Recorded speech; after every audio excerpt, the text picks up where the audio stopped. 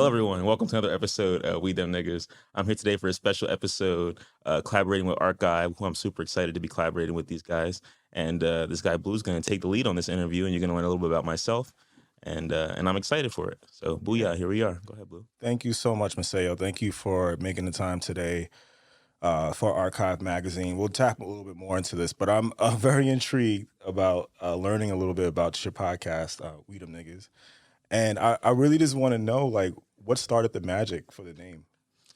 What started the magic for the name? I mean, in high school, I heard YB and Namir rubbing off the paint. He was like, I'm that nigga. I won't ever change. Rubbing off the paint, smoking dank. And I was like, something about the beat and the way he said it. I was like, I'm that nigga.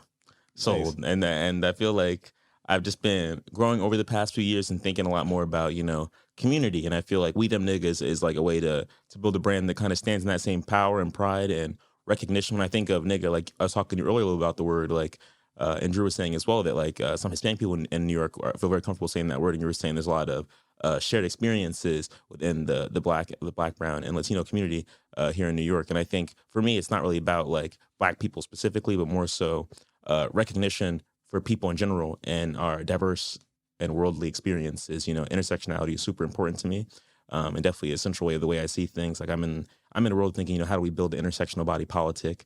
And We Them Niggas for me is just like, how do we build something that works and supports everyone in the margins? Powerful, very powerful.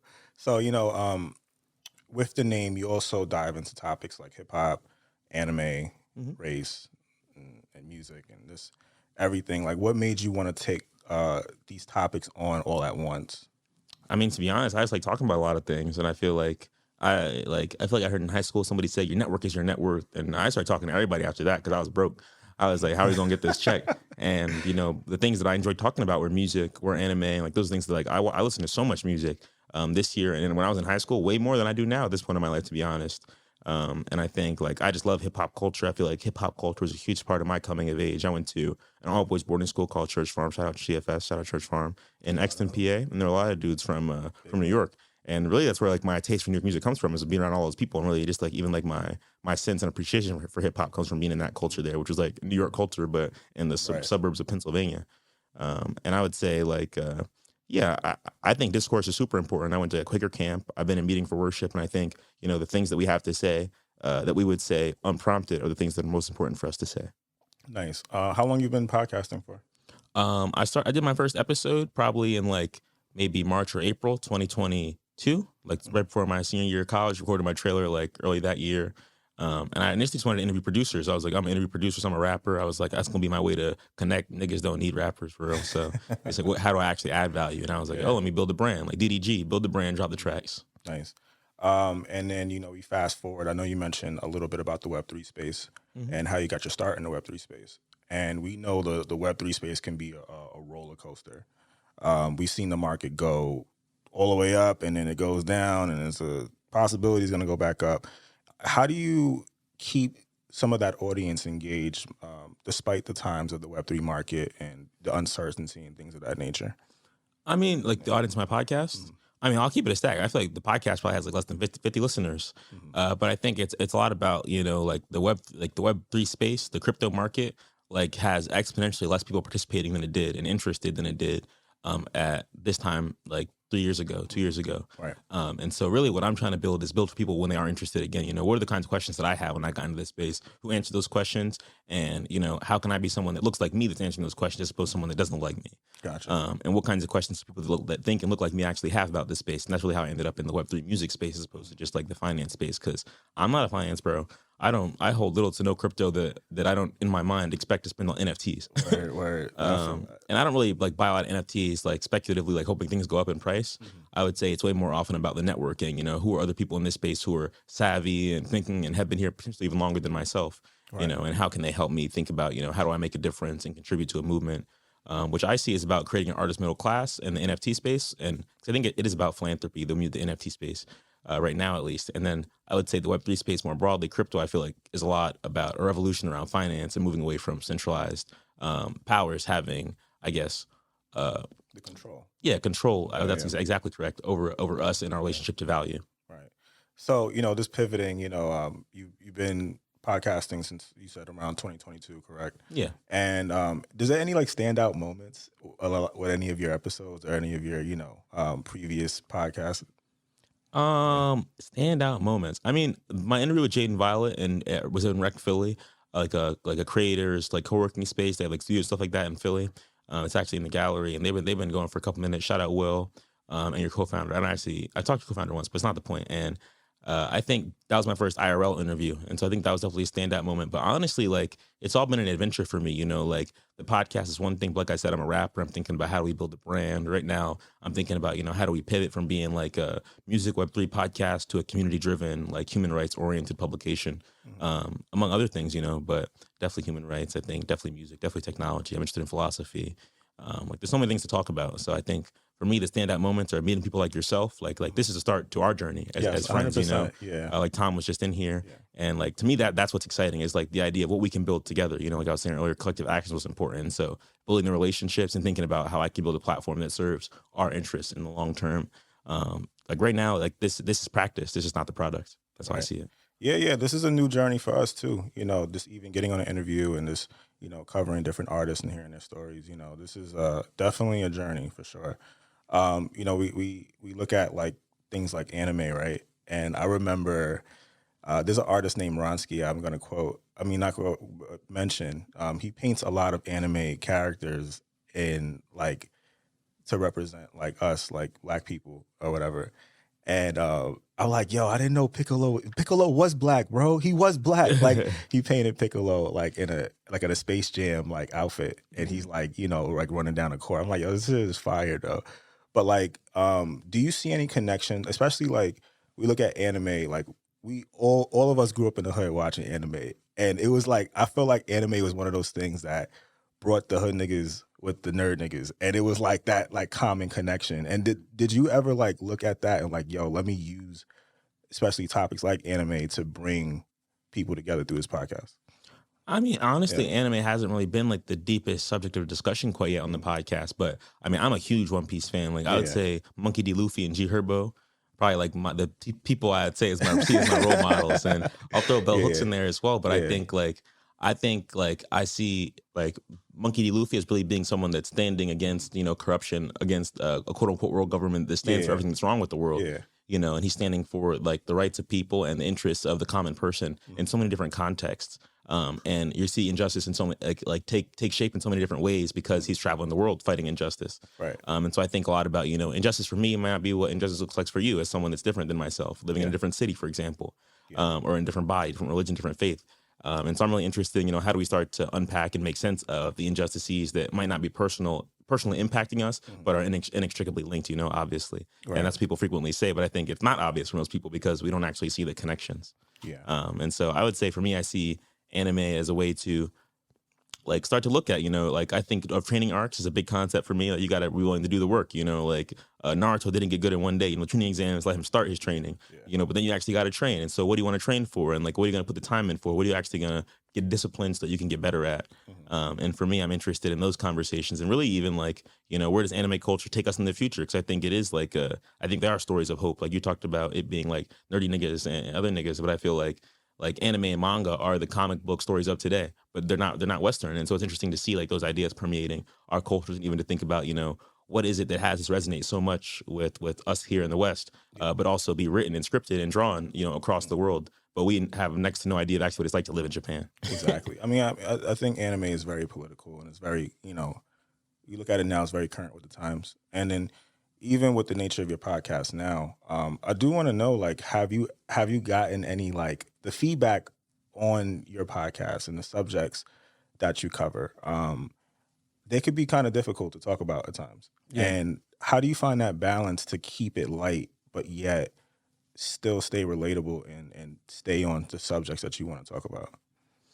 I mean, I think the way that I do most of my interviews, honestly, is like and people say it's too long, but I think I'm really interested in doing a profile on people. So, Right. like, who are you? And then what do you care about and why? And kind of being able to get from, zoomed out, who are you? Right. And then, you zoom in a little bit more and like what's important to you. Yeah. And then now we're here and we see like why it's important because you're talking to us about it in detail. And I think you don't really get to those nuanced conversations unless you're patient enough to get, like you were saying earlier in our conversation, why would people say what they say in the first place? I think you got to get their worldview, their sense of their circumstance. And for me, I think like I focus less on how hard it is and more on getting like grasping, how they see their circumstance, and trying to see if I can resonate. And if not, even speaking to what questions I might have being that I don't resonate. And I would say that's how I would answer your question, but I definitely get feedback. I mean, my great aunt said, we them niggas got to change.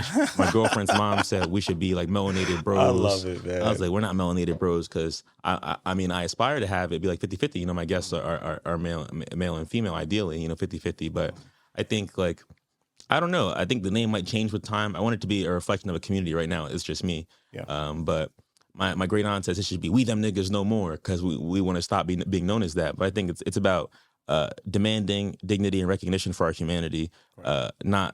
not sidestepping, what we already identify with to ask for that, but being able to get that inside of how we see ourselves. And I see myself as that nigga. So see me as a human being inside that rather than making me step out of that to accommodate or assimilate to what you perceive as humanity or humanness. Not to get a little bit off track. I have I'm an abstract artist, so I have a painting called King's Mantra. But originally I wanted to call it Nigga's Mantra. But it's like, we wake up and it's like, yeah, I am that nigga. I could totally relate to what you're saying. And I think, We Them Niggas podcast, that as soon as I heard about it, I'm like, yes. It felt so empowering. It really did.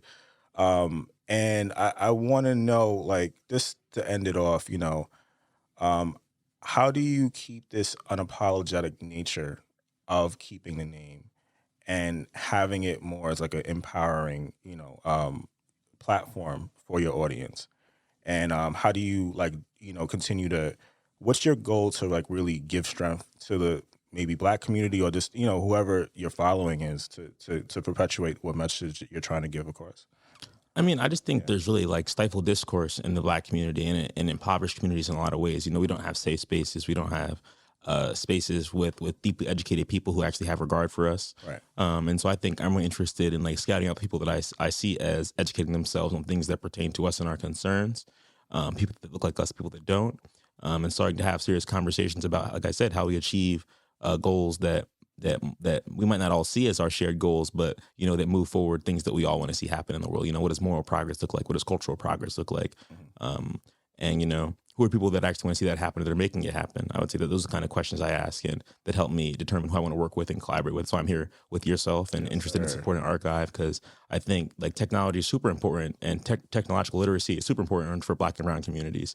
But I think it's intimidating to older people and to younger people in a lot of instances. And so being able to put that in a context of music and creativity, I think is exciting because it's like, okay, now maybe they can relate to it. Like maybe at ETH Denver, you wouldn't care about crypto. Maybe at Art Basel, you'll be like, okay, so tell me about, how I can make a little money off my art. Right. And I think it's just different conversations. But I think in the end, it's education, and promoting free and open discourse so people do get to learn and hear ideas that they wouldn't ordinarily encounter because the kinds of conversations that I think I hear people like having frequently, in my opinion, are stale. I don't want to care about what's happening on TV. Yeah. Oh, it's cool they had NFTs on The Simpsons, but I got other things to worry about. And so, I think, there are people dying and we got to talk about those kinds of things. Yeah. And how do we start to solve the problems that have that be the case? Right.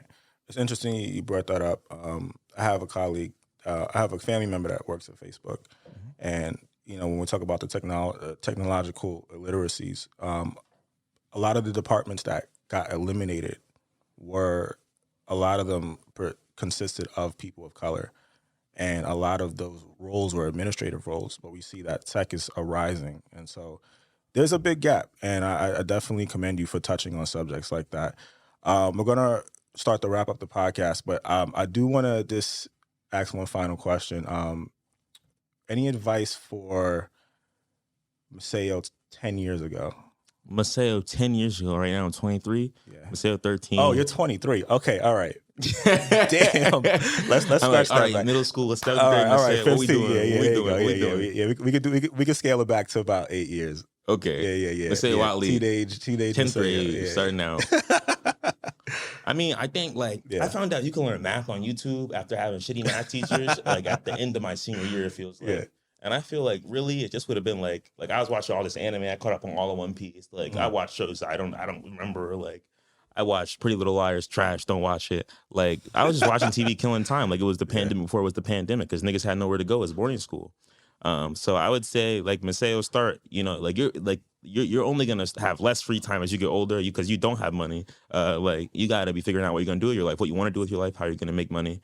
And it's important to take that initiative. So, you know, don't just think about those questions, but think about what you're excited to learn about, and use the internet as a resource to do that and find people who are writing about those things, whether it's on Reddit, whether it's posting about it on Instagram. Like look for people who you know would answer your messages and start getting in conversation with them because, nigga, you got time to kill. Yes, sir. So don't kill it doing stuff that you're not really going to appreciate, 8 years from now. Yes, sir.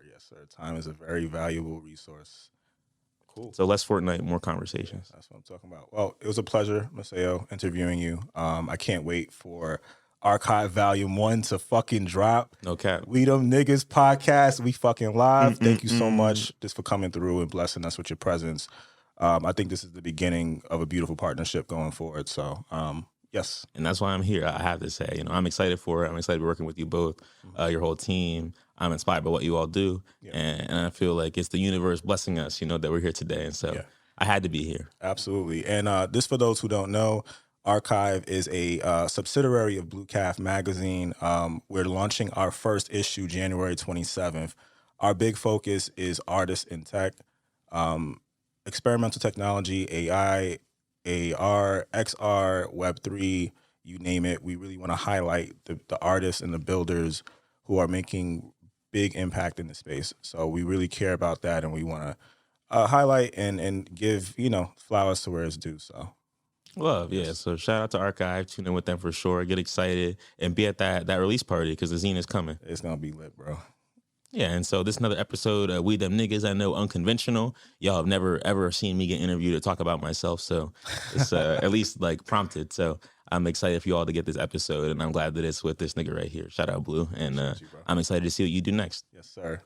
But yeah, so there we go.